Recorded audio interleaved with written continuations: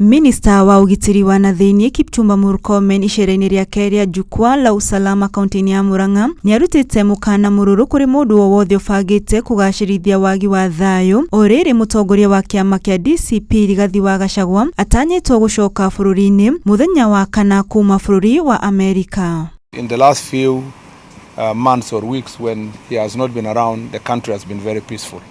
Perhaps the security agencies should be prepared for a more chaotic environment as a result of his coming back to the country.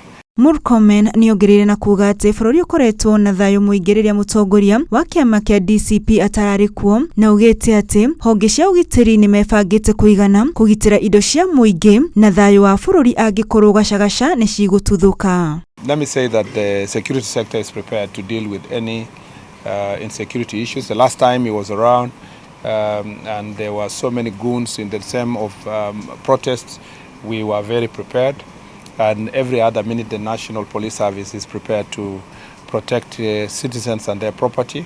Murkomen nĩarutĩte mũkana mũrũrũ kũrĩ ateti arĩa mena mĩbango ya gũthoga thayũ akiuga atĩ nĩmekuoyerwo guoko kwa watho. Those elements of threatening disruptions, threatening football, threatening all these other issues.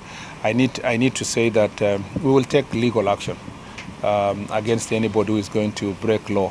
Itanyĩrĩria rĩake rĩa kũhũrana na wendia na ũhũthĩri wa njohi cia ibango na dawa cia kũrebia, Murkomen nĩahũrĩte mũkonde kũnyitwo kwa mwendia ũmwe wa njohi cia ibango mwena wa Kahuro kaunti-inĩ ya Murang'a. There is a very notorious businessman here called Mike Power who has been harassing our security sector here in this county. Last night, our security team raided some of his outlets, and we were able to confiscate illegal, unadulterated ethanol, and illegal and counterfeit alcohol worth over 3 million shillings.